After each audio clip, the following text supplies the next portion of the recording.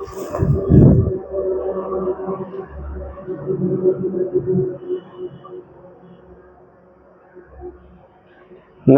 बच्चों, मैं अनिल विश्वकर्मा। बहुत बहुत स्वागत है आपका हमारे इस यूट्यूब चैनल साइंस वाला में। तो चलिए बच्चों, शुरू करते हैं आज की क्लास।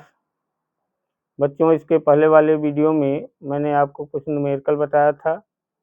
आज की वीडियो में भी मैं आपको न्यूमेरिकल बताऊंगा। तो चलिए शुरू करते हैं। तो चलिए लिखिए बच्चों, सवाल लिखिए।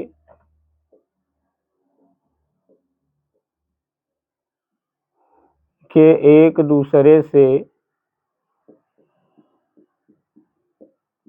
कुछ दूरी पर स्थित इलेक्ट्रॉन और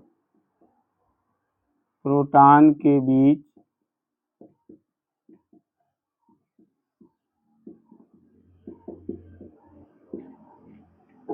विद्युत बल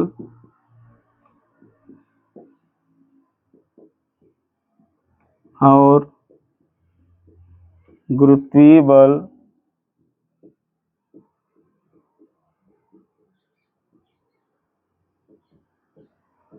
का अनुपात ज्ञात कीजिए।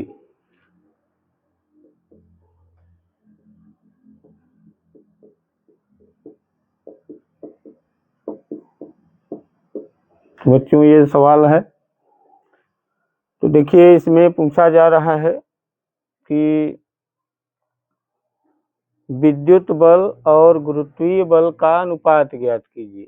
यहाँ गुरुत्वीय बल का मतलब है गुरुत्वाकर्षण बल, और विद्युत बल, देखिए विद्युत बल को बताया गया था F से प्रदर्शित करते हैं, और गुरुत्वीय बल को या गुरुत्वाकर्षण बल को बताया गया था Fg से प्रदर्शित करते हैं।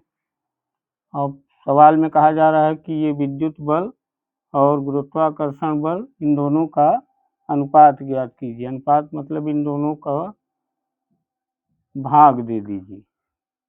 तो इसका उत्तर बताना है Fi/Fg, विद्युत बल और गुरुत्वाकर्षण बल का अनुपात Fi/Fg ज्ञात करना है।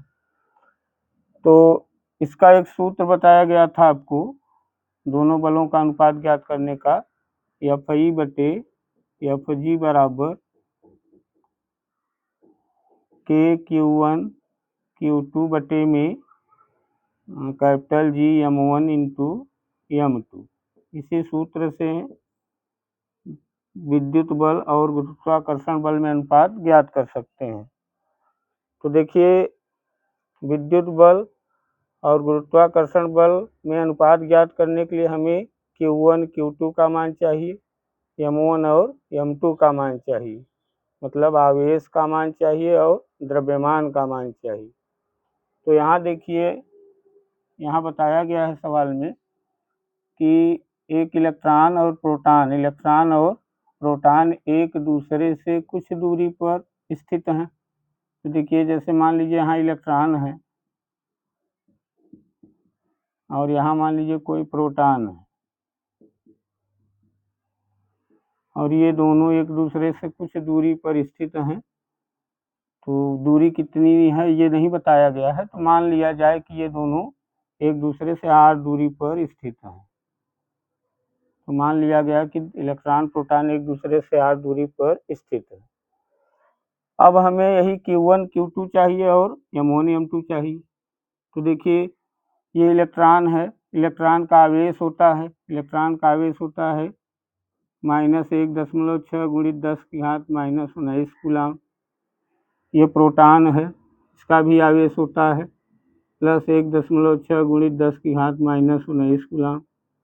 दोनों का आवेश उतने होता है, बस एक इलेक्ट्रॉन का माइनस में होता है, प्रोटॉन का प्लस में।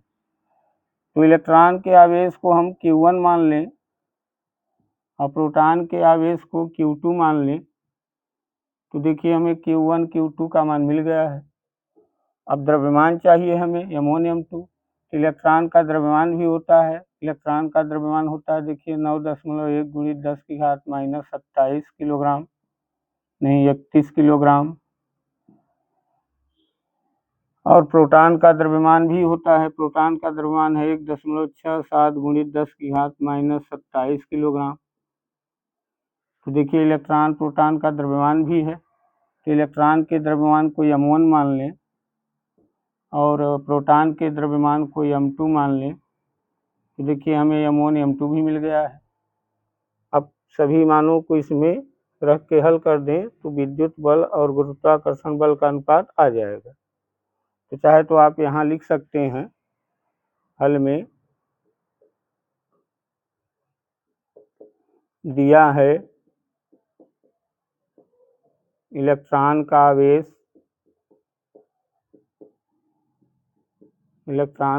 जिसे हम Q1 माने हैं बराबर -1.6 गुणित 10 की घात -19 कूलाम। प्रोटॉन का आवेश जिसे हम Q2 माने हैं प्लस 1.6 गुणित 10 की घात -19 और इलेक्ट्रॉन का द्रव्यमान जिसे हमने m1 माना है, m1 बराबर 9.1 गुणित 10 की घात -31 किलोग्राम और प्रोटॉन का द्रव्यमान जिसे हमने m2 माना है, तो यहाँ m2 बराबर लिख दें 1.67 गुणित 10 की घात -27 किलोग्राम। 27 किलोग्राम। अब ज्ञात करना है FI बटे FG का अनुपात ज्ञात करना है, ये ज्ञात करना है। इसके लिए यही सूत्र लगाया जाए, लिखा जाए हम जानते हैं कि FI बटे FG बराबर FI बटे FG बराबर के Q1 Q2 बटे में कैपिटल G m1 m2। इसी में मान रख दीजिए। मान रखने पर तो मान रखेंगे तो FI बटे FG बराबर के का मान जानते हैं आप 9 गुणित 10 की घात 9 होता है। Q1 का मान देखिए है, लिखिए चिन्ह सहित नहीं लिखना है, चिन्ह छोड़कर 1.6 गुणित 10 की घात -19। Q2 का मान यहाँ पे है 1.6 गुणित 10 की घात -19 बटे में कैपिटल G का मान 6.67 गुणित 10 की घात -11 गुणित m1 कैपिटल G गुरुत्वाकर्षण नियतांक है, इसका मान इतना होता है।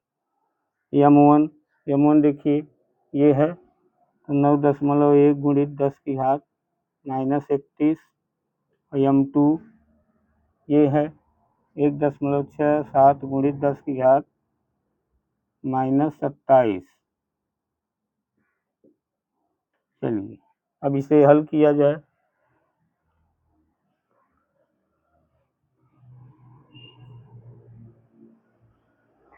तो हल किया जाए तो FI बटे FG बराबर,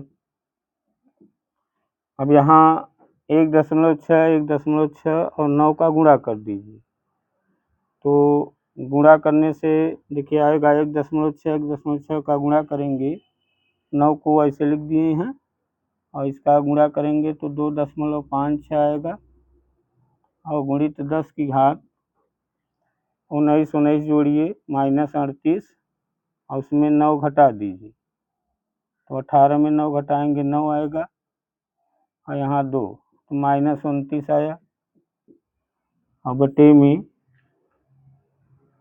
इन तीनों का गुणा कर दीजिए 6.67 गुणित 9.1 गुणित 1.67, तो तीनों का गुणा करेंगे तो आएगा 101.34 और गुणित 10 की घात 31 -27 -11, इन तीनों को जोड़िए -31 -27 और -11 जोड़िए तो 7 2 9 3 2 5 1 6 69 -69, तो FI बटे FG बराबर,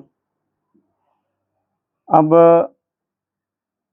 9 का गुणा इसमें कर दीजिए, 9 छः 54, और 5 हासिल, 9 पचे 45, 5 50, 5 हासिल, 9 दूना 18, 2 20, 3 23, 23.04 बटे 101.34 गुणित 10 की घात -29 गुणित 10 की घात +69, इसे हम ऊपर ले गए हैं,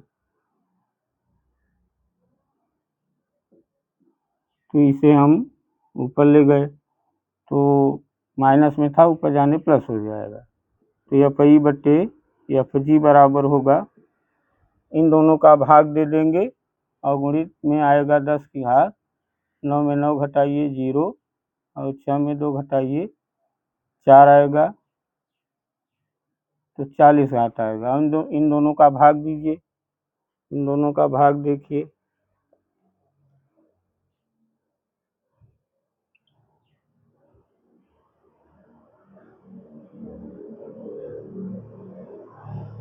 (23.04) में भाग देना है 101.34,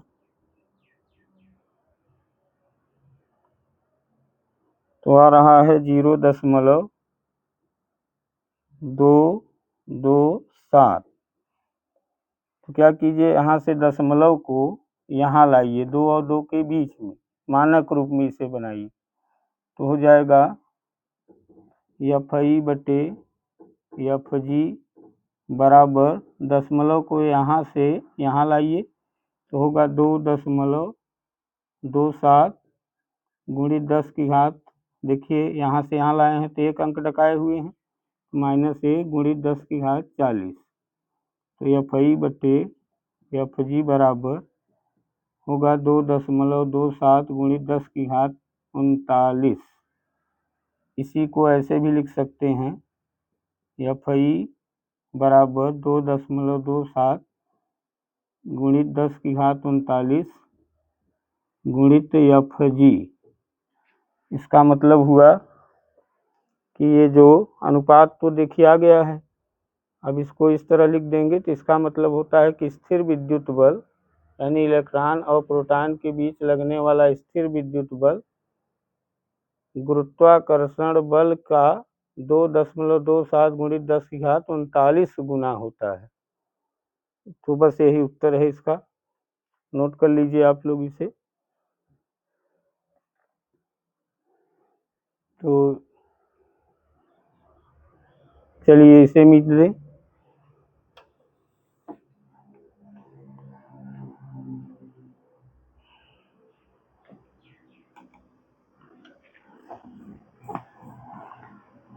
तो चलिए बच्चों, दूसरा सवाल लिखिए।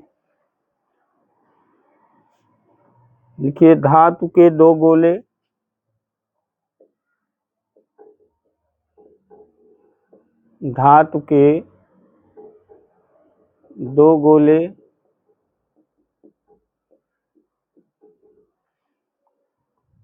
वायु में 3 मीटर की दूरी पर रखे हैं, वायु में 3 मीटर की दूरी पर रखे हैं,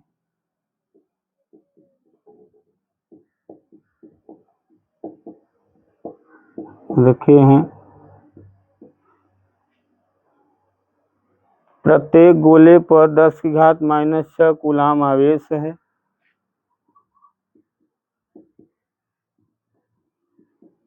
प्रत्येक गोले पर 10 की घात -6 कूलाम आवेश है।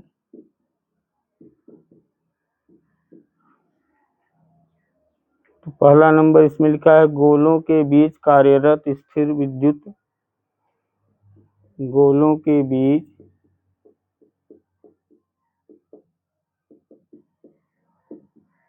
कार्यरत स्थिर विद्युत बल, स्थिर विद्युत प्रतिकर्षण बल लिखा हुआ है, प्रतिकर्षण बल का मान क्या है, का मान क्या है। दूसरे में लिखा हुआ है यदि गोलों को उतनी ही दूरी पर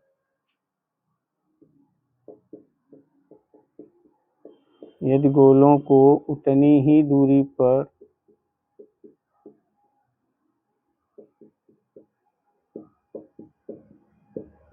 जल में, पुस्तक में जल का परावैद्युतांक दिया गया है,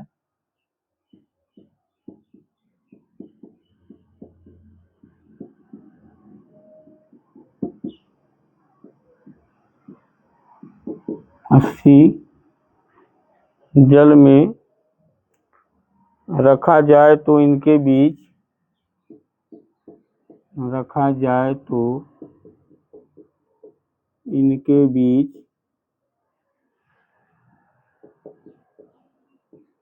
इनके बीच प्रतिकर्षण बल का मान क्या होगा।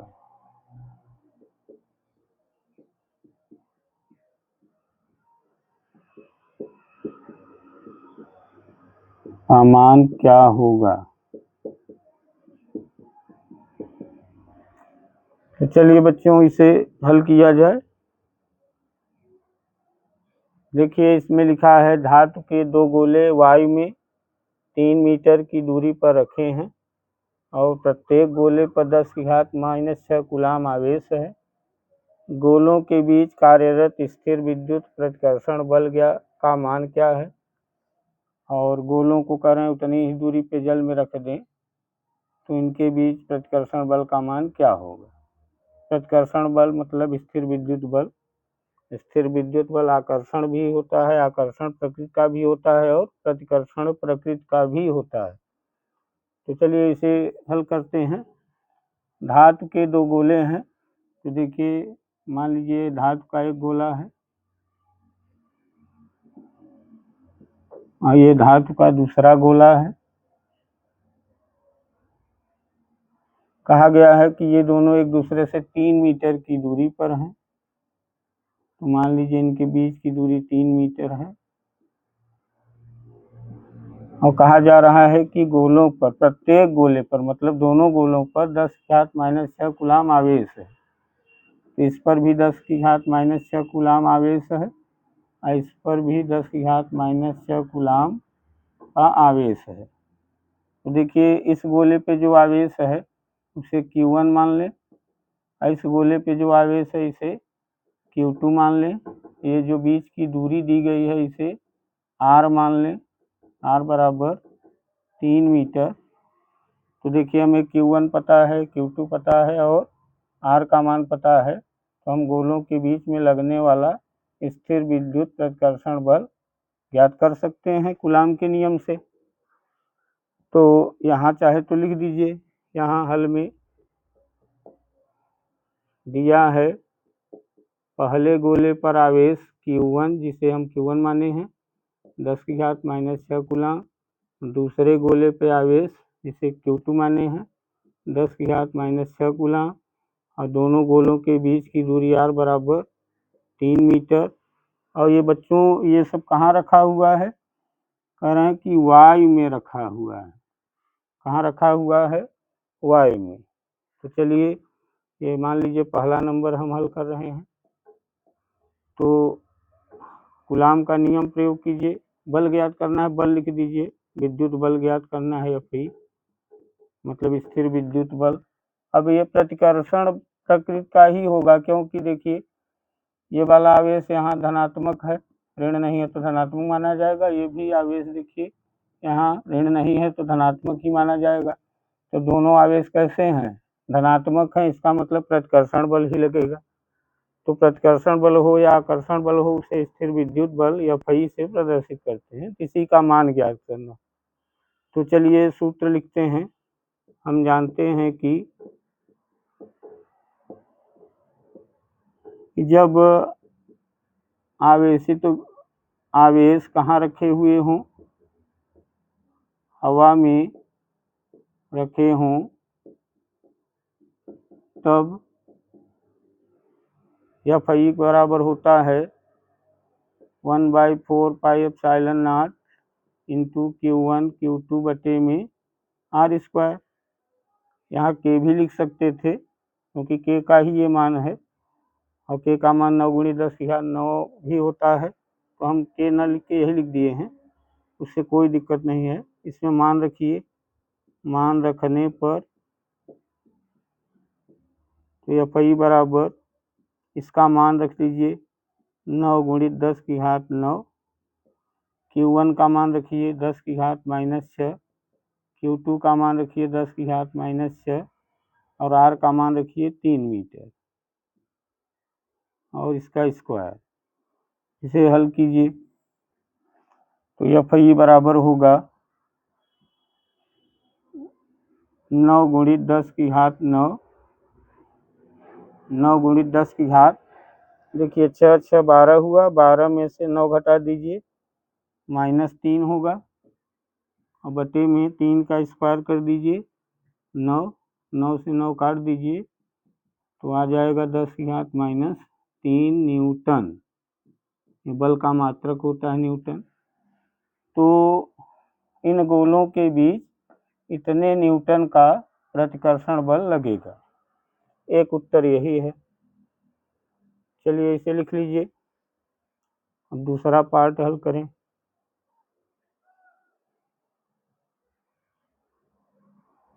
चलिए इसे मिट दें।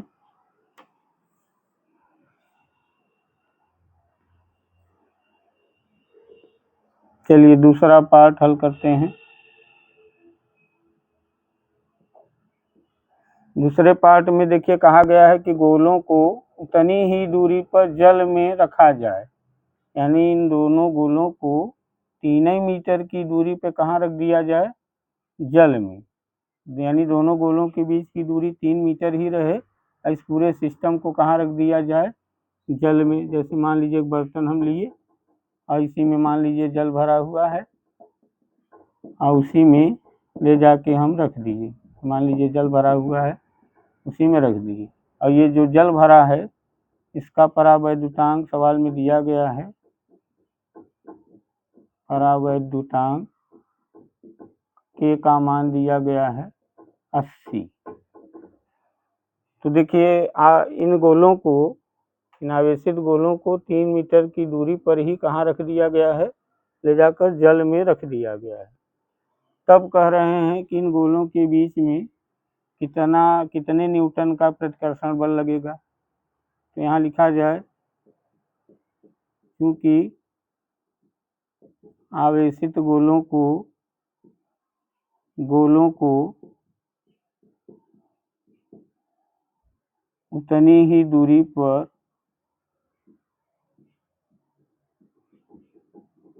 जल में रखा गया है, इसलिए गोलों के बीच लगने वाला बल एफ आई बराबर, अब उतनी ही दूरी पे जल में रखा गया है मतलब माध्यम में रखा गया है। कहाँ रखा गया है, माध्यम में। और कूलाम के नियम ये बताया गया था आपको कि जब आवेशों को माध्यम में रख दिया जाता है तो सूत्र कौन सा लगाया जाएगा, एफ आई बराबर 1/4πε0 इंटू के, आगे Q1 Q2 बटे में आर स्क्वायर। अब इसी में मान रखिए, सूत्र बताया गया था ना कि जब आवेशों को किसी माध्यम में रख दिया जाए तो यहाँ ε0 के बगल क्या लगाना चाहिए, के, और इसके को ही क्या कहते हैं, माध्यम का परावैद्युतांक। तब इसमें मान रखिए एफ आई बराबर इतने का मान देखिए होता है, इतने का 9 × 10⁻9 होता है ना, और उसके बाद गुणित नीचे के है, के का मान रख दीजिए, के का मान बटे के नीचे हम 80 लिख दे रहे हैं और गुणित आर का मान कितना है 3, क्योंकि उतनी ही दूरी पे कहा गया रखने के लिए, तो r बराबर 3 रहेगा। Q1 Q2 का मान रखिए, Q1 10 की घात -6 है, Q2 भी 10 की घात -6 है। अब इसे हल करें, चलिए इधर हल कर दे रहे हैं। तो Fi बराबर होगा 9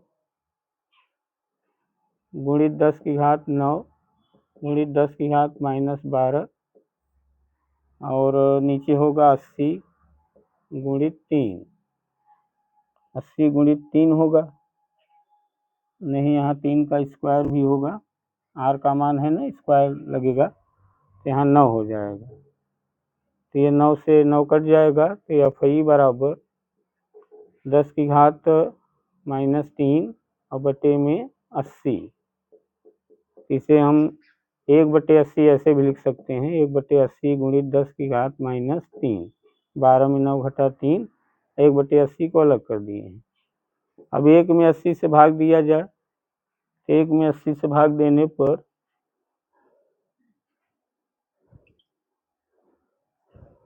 1 में 80 से भाग दें तो 0.0125 गुणित 10 की घात -3, 1 में 80 से भाग देने पर 0.0125 आ रहा है।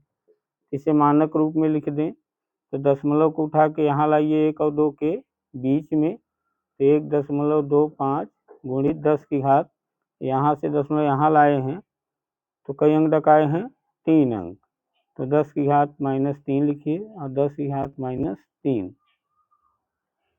यहाँ से यहाँ लाए हैं 3 अंक डकाए हैं, तो 10 की घात -3 और 10 की घात -3, यही कुछ गलत हो रहा है।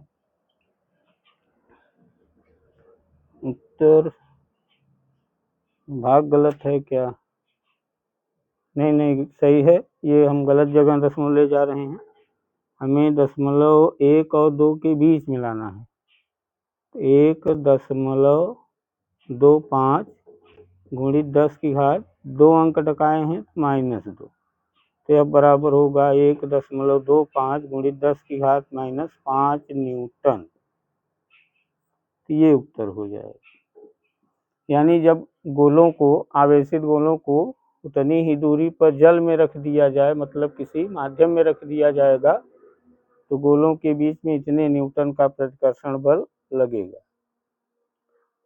तो चलिए नोट कर लीजिए इसे।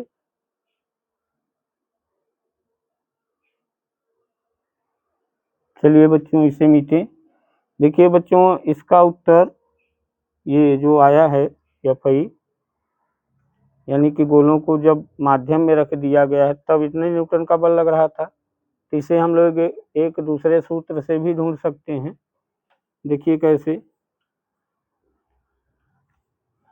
देखिए एक सूत्र आपको पीछे बताया गया था, आप लोग पिछला वीडियो मेरा देखिए, उसमें बताया गया है कि F माध्यम बराबर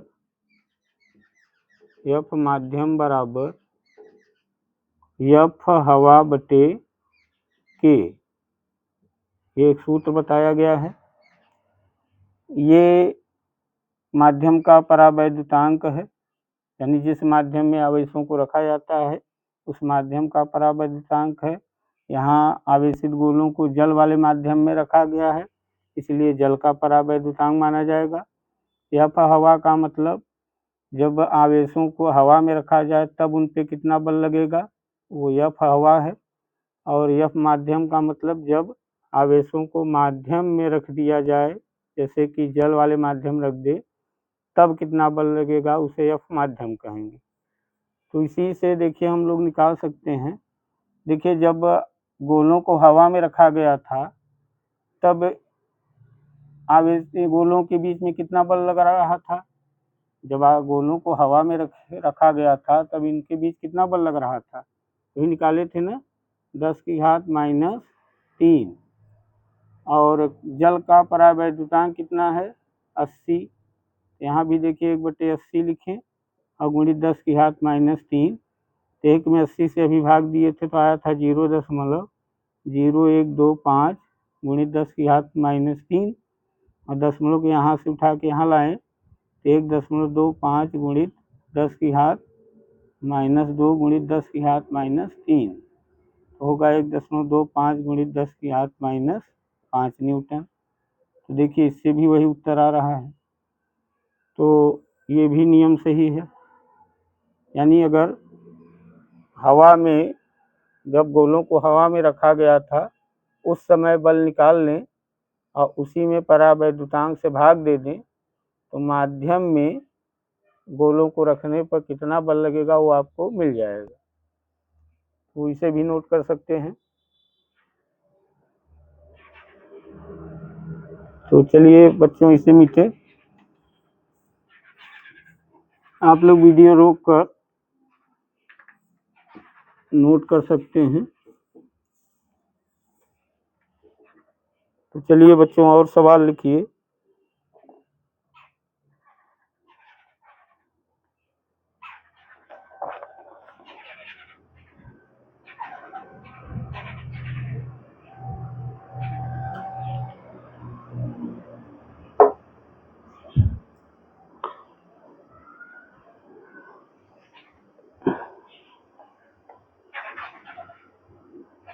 तो लिखिए बच्चों सवाल, अगला सवाल है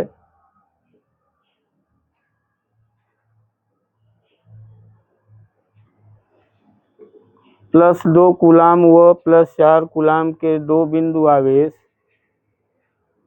+2 कूलाम व +4 कूलाम के दो बिंदु आवेश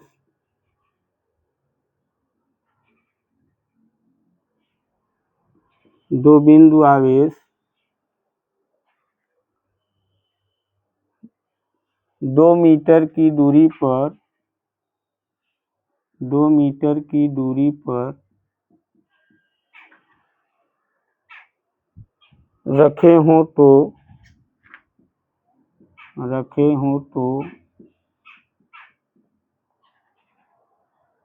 इनके मध्य बिंदु पर रखे इनके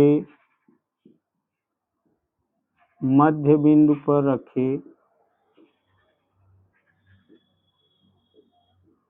इनके मध्य बिंदु पर रखे 1 कूलाम आवेश पर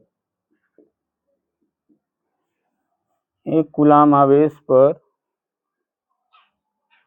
विद्युत बल की गणना कीजिए। विद्युत बल की गणना कीजिए।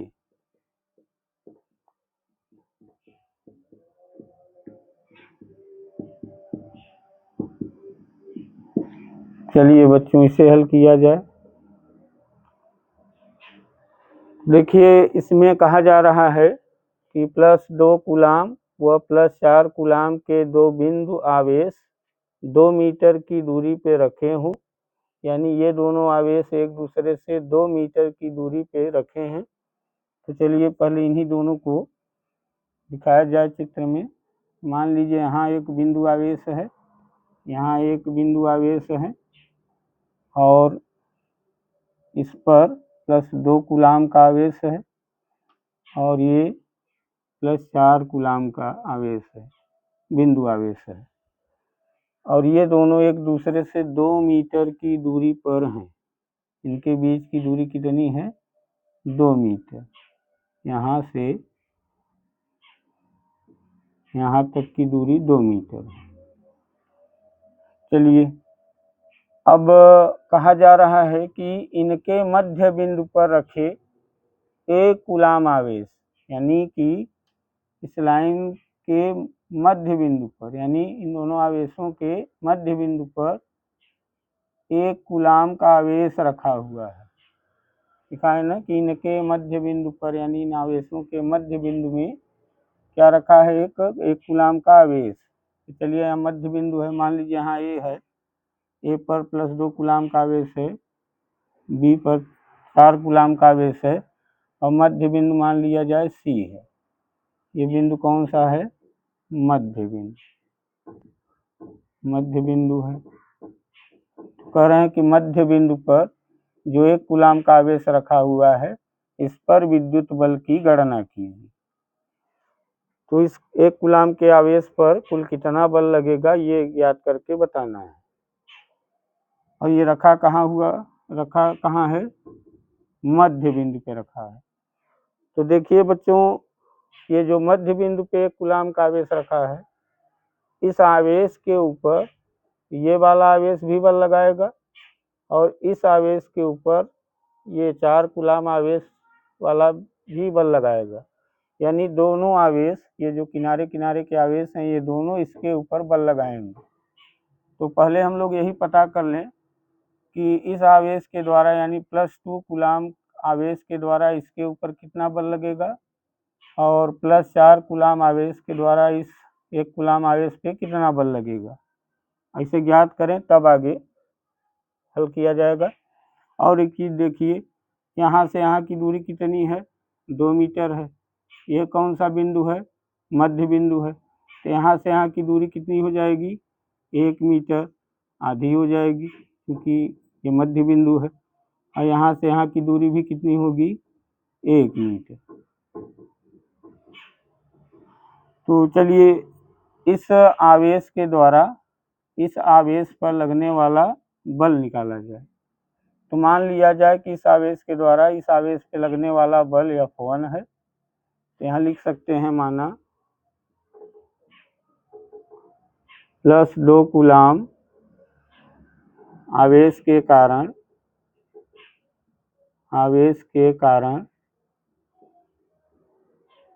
1 कूलाम आवेश पर लगने वाला बल F1 है।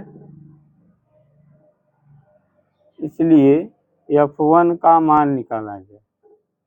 F1 यानी इसके कारण इस आवेश पे लगने वाला बल क्या है, F1, इसे माने हैं F1 और F1 का मान ढूंढे। तो कूलाम के नियम से ढूंढिए। कूलाम का नियम है F बराबर K(Q1 Q2) बटे में R²। कूलाम का नियम है। कूलाम के नियम में ध्यान से देखिए, दोनों आवेशों का गुणा किया जाता है और बटे के ऊपर लिखते हैं उसे, और दूरी का स्क्वायर करके बटे के नीचे लिखते हैं। आवेशों का गुणनफल बटे के ऊपर, दूरी का वर्ग बटे के नीचे। तो देखिए इन दोनों आवेशों का गुणा करके बटे के ऊपर लिखें और ये जो दूरी है यहाँ से यहाँ तक, इसका स्क्वायर करके बटे के नीचे लिखें। तो लिखा जाए, देखिए के आवेश यहाँ 2 कूलाम का है तो 2 लिखिए, और यहाँ आवेश 1 है तो 1 लिखिए। ये मान लीजिए Q1 है ये वाला और ये Q2 है, तो Q1 Q2 का गुणा हुआ और यहाँ से यहाँ की दूरी कितनी है, 1, 1 का स्क्वायर। तो F1 बराबर होगा 2K बटे 1, 2K, 2 1 का 2 और 2 का गुणा केम करेंगे 2K बटे 1, 1 मत लिखिए।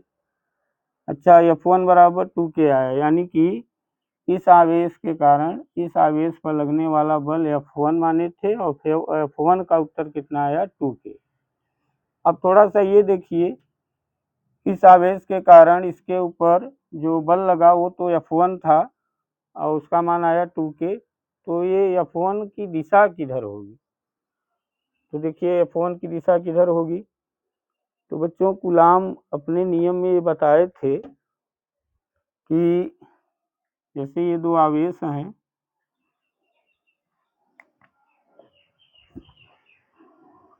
और ये दूसरा आवेश है और ये दोनों आवेश एक दूसरे से r दूरी पर रखे हुए हैं। तो कूलाम ने अपने नियम में बताया था कि इन आवेशों के बीच में जो बल लगेगा उसकी दिशा किधर होगी। कूलाम अपने नियम में ये बताए हुए हैं कि इन दोनों आवेशों के बीच में जो बल लगता है उसकी दिशा किधर होती है। उन्होंने बताया था कि आवेशों के बीच में जो बल लगेगा उसकी दिशा आवेशों को मिलाने वाली लाइन की दिशा में ही होगी। आवेशों को मिलाने वाली ये जो लाइन है इसी की दिशा में होगी।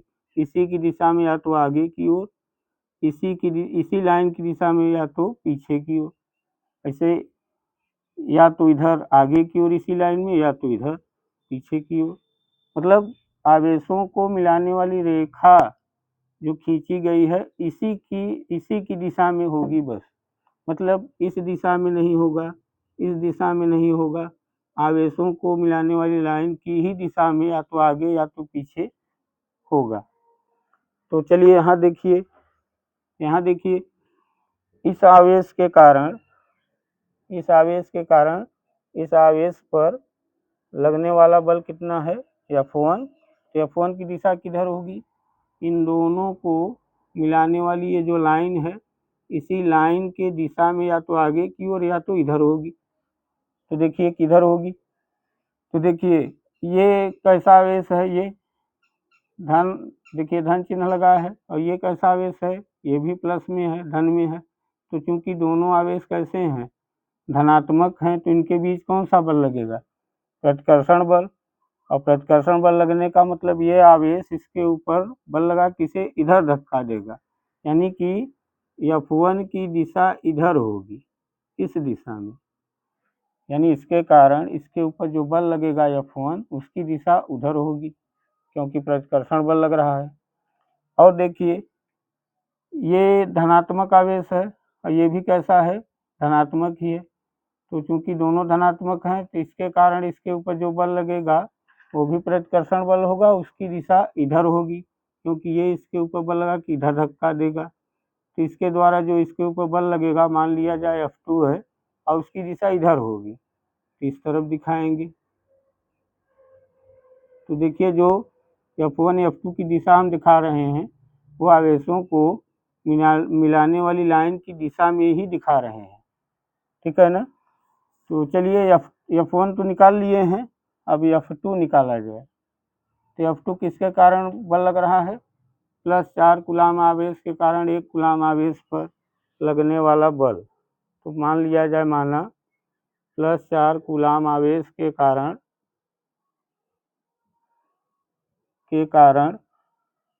1 कूलाम आवेश पर लगने वाला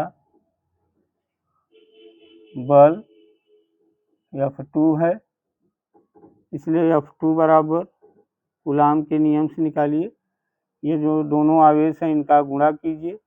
देखिए K आवेशों का गुणा कीजिए, 4 गुणित 1, और यहाँ से यहाँ की दूरी कितनी है, 1 मीटर, तो 1 का स्क्वायर, तो F2 बराबर आया 4K। चलिए समीकरण 2 हुआ, ये समीकरण 1। अब देखिए ये जो 1 कूलाम का आवेश है इस पर 2 बल लग रहे हैं। एक बल F1 है जो कि इसके द्वारा लग रहा है, और इसके ऊपर एक बल F2 लग रहा है जो कि ये आवेश लगा रहा है, यानी इस आवेश के ऊपर 2 बल लग रहे हैं, F1 और F2, और दोनों की दिशा क्या है, विपरीत है। ये भी आपको बताया गया था कि जब किसी वस्तु पर 2 बल लगे और 2 बल लगे तो उनका परिणामी निकालना चाहिए। और इसके बारे में ये भी बताया गया था कि वस्तु पे अगर 2 बल लग रहे हैं और दोनों एक ही दिशा में लग रहे हैं तो परिणामी बल के लिए जोड़ना पड़ेगा F1 F2 को। और अगर वस्तु पे 2 बल लग रहे हैं और दोनों की दिशा विपरीत है तो परिणामी बल निकालने के लिए घटाना पड़ेगा। तो यहाँ देखिए इस आवेश के ऊपर 2 बल लग रहे हैं और दोनों बलों की दिशा क्या है, विपरीत है। यहाँ लिखा जाए, क्योंकि 1 कूलाम आवेश पर 2 बल F1 और F2 लग रहे हैं, 1 कूलाम आवेश पे 2 बल F1 और F2 लग रहे हैं, और F1 तथा F1 और F2 की दिशाएं विपरीत हैं, F2 की दिशाएं विपरीत हैं, इसलिए 1 कूलाम आवेश पर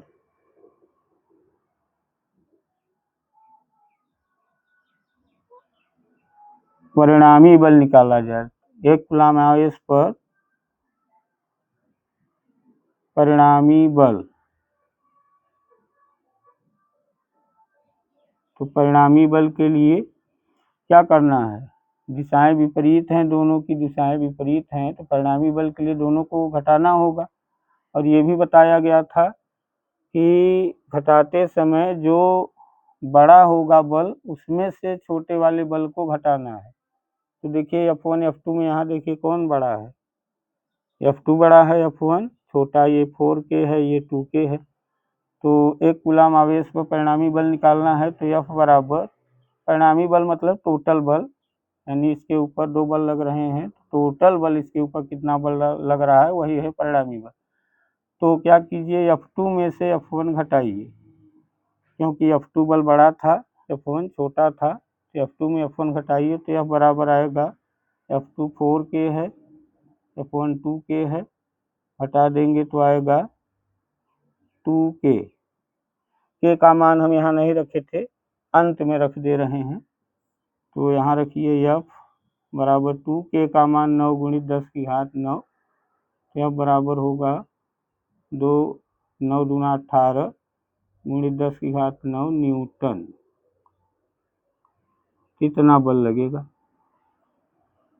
तो जो आवेश मध्य बिंदु पे रखा हुआ है उसके ऊपर टोटल बल 18 गुणित 10 की घात न्यूटन लगेगा।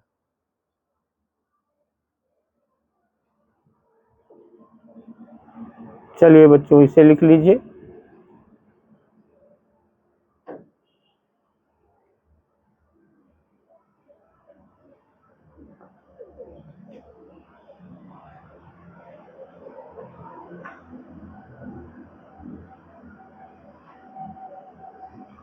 तो बच्चों आज की क्लास यहीं तक, कुछ और न्यूमेरिकल आपको बताएंगे अगले वीडियो में। तब तक के लिए नमस्कार।